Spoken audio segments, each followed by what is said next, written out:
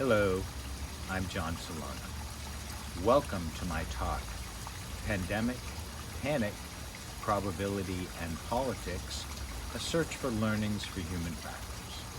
This talk takes the concepts presented in the paper submitted for publication with this conference and applies them to the current situation in the hopes of some arguably useful thoughts.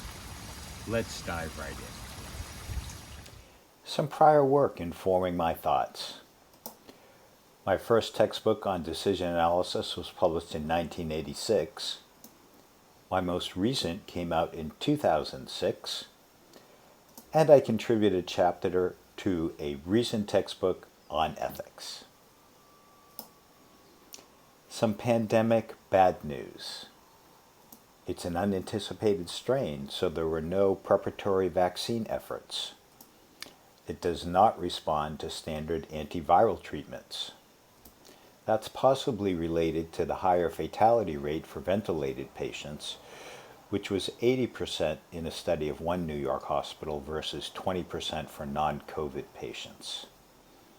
That means it's a bigger problem for people with other health issues, and it's also very contagious because many people don't realize they have it versus people being sick enough to pause their normal routines. But there is some pandemic good news. The symptoms can be very mild or none at all. For example, half of the 800 sailors who tested positive on the USS Theodore Roosevelt did not know they had it. Other estimates are that more than 25% of those with coronavirus may have had mild or no symptoms. Small antibody studies raise the possibility that it may be much more prevalent and we are closer to herd immunity than indicated by current testing efforts. But this also contributes to spreading by people who don't realize they have it. The bottom line, COVID-19 seems to be nothing less or more than a novel, unanticipated variety of coronavirus. Other types include colds, SARS, and MERS. COVID looks much more serious than the flu, but appears to be much less serious than SARS or MERS. If we look at some fatality rates, MERS comes in at 35%, SARS at 11%, and the COVID numbers are constantly changing, but when I pulled them, they were at 3%, and the last time I checked, the condition known as life at some point has a 100% fatality rate. Let's put this in context with Evolution 101. Species thrive by controlling the environment. So what does that mean? What do you control?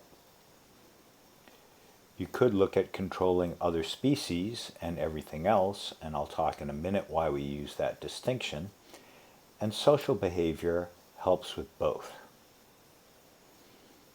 Now, we've been programmed with primitive reactions to threat, which include fighting and anger. And alternatively, we're programmed with freeze or hide, or flight, and those come with fear and panic emotions. To deal better with these challenges, nature has upgraded our computing over time. We have an intuitive supercomputer, or type 1 or fast thinking. It's fast, easy, intuitive, works well most of the time, goes astray with novelty, complexity, or uncertainty, uses subtle, complex reasoning processes that are difficult to trace, governs emotions, trust, empathy, and action, and it's specialized for understanding others' behavior. We also have a logical coprocessor, or type 2 slow thinking. It's slower and more effort to invoke, but less prone to error, requires concentration and focus at the risk of frame blindness, uses transparent logical reasoning, but does not lead to action unless trusted and persuasive. But the most advantageous part of these two modes is data and job exchange between the two. Let's look at how that works. Much of the time, we act intuitively and readily. We perceive a system, we get a pattern match. That leads us to choose something that may be a helpful action or mistake, depending on whether we have a correct pattern match for the situation. The great advantage from our coprocessor setup is reprogramming the other's routines. So if we perceive the system, identify that it's a new situation, we can invoke the coprocessor, determine and practice the new pattern, and upload the new pattern. That's a typical learning model. Contrast a constructed computer. It has a logical processor that exactly follows the instructions written for it. It cannot deviate from the written instructions and objectives or recognize when they should not apply. It can arrive at conclusions people instantly and intuitively recognize as wrong, but even so, that always leads to action because there's no intuitive supercomputer to perform a check on the written instructions.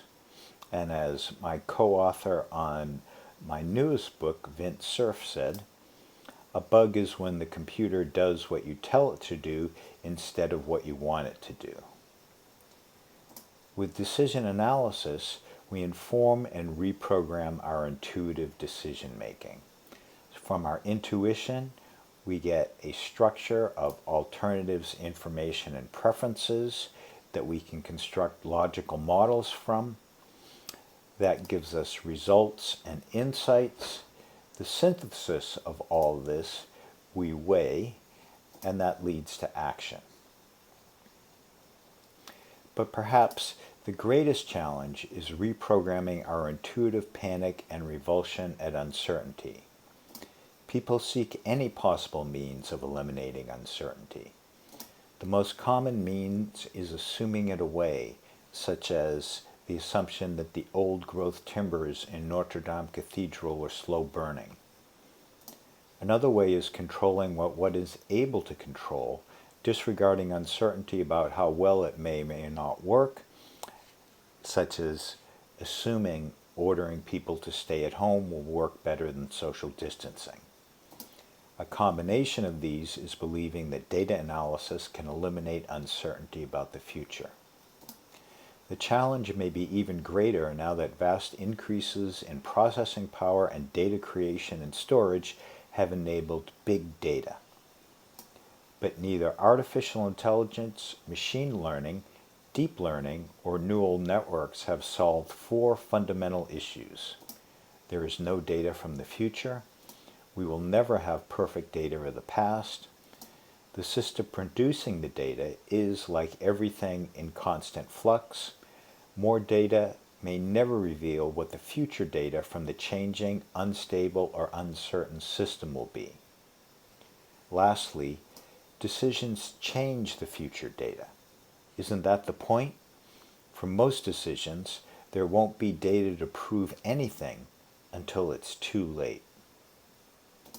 A few thoughts to keep in mind. The truth is never certain, and certainty is never true. We are drowning in data, hoping for information, thirsting for knowledge, and wisdom we haven't seen in a month of Sundays. Those were said by me. Decision analysis applies these human factors to upgrade the way people respond to and deal with risk and uncertainty. Fear and panic are natural reactions, but are often not a helpful final strategy. The quest for control and certainty can be harmful. Understanding, properly quantifying uncertainty, and making good decisions based on it can help people cope with it. Quantifying the uncertainty does not make it go away. Knowing you made the best decision given the uncertainty, it's easier to live with the uncertain outcome. Decision analysis founder Dr. Ronald Howard calls this no regrets. From this framework, what is politics? We have our evolutionary framework, and a suggested definition in this context would be politics refers to the various means humans use to influence or control other humans. Maybe politics includes parenting. I'll leave that question to you. Attitudes toward risk, uncertainty, and control critically shape the political agenda. Is risk seen as acceptable or inevitable, or as a threat to be eliminated entirely?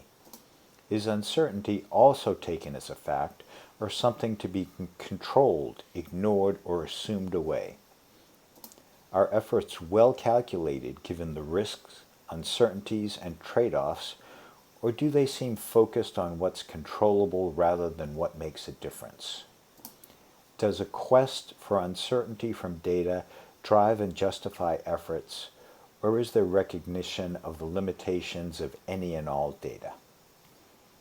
Given those, is there a clear winner for second place if we look at some countries' strategies in responding to COVID? So the least restrictive strategy is encourage people to do social distancing and trust them to do the right thing. Sweden did that. Next most intrusive is enforcing testing, contact tracing, and isolation. That's what South Korea did. Most restrictive is enforcing a lockdown, which is what the United States did. And if we look at confirmed COVID-19 deaths per million, and again, these numbers are changing by the day, clearly South Korea did extremely well with their strategy, but is Sweden clearly not as good as the U.S. strategy, given that they're much more aggressive than the U.S. at seeking out COVID deaths, and they count every death with COVID as opposed to just of COVID. And of course, the huge caveat on this data is that every country has different testing and reporting. So let's look at a slide that was presented at Stanford recently, and I want to thank Mr. Silverstein for exactly capturing some of the sentiments of the times. Here's one of the thoughts that he presented. It is a myth that once you have it, you are immune. But if we break this down, what some of the epidemiologists are saying, well, if COVID reacts like every other disease that we've ever encountered, the process of getting better creates immunities that prevent you from recatching it in some period of time. That's how the immune system works. We just don't have a study that shows this yet. But is it a myth or just not yet proven by data?